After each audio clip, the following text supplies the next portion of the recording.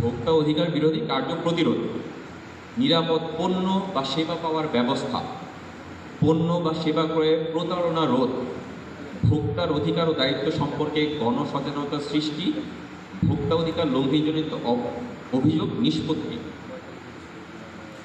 এই যতগুলো উদ্দেশ্য এখানে আইনের উদ্দেশ্য বলা হলো, এগুলোর এক্সপ্লেনেশন পরবর্তীতে ধাপে ধাপে আসবে। আচ্ছা, এখন আমি যেটা বলছিলাম যে কী জন্য এই আইনটি বিশেষ সুবিধা আমাদের দিয়েছে, অথবা অধিদপ্তরটি গঠনের ফলে আমরা আলাদা করে কীভাবে লাভবান হলাম।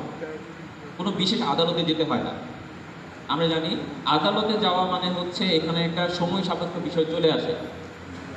আদালতে যাওয়া মানে অনেক বেশি সময় লাগলো, কিছু টাকা পয়সা খরচ হলো, দৌড়াদৌড়ি হলো, এবং নানাভাবে সেটা জ্ঞানত হোক অজ্ঞানত হোক আমরা হ্যারাসমেন্টের শিকার হই।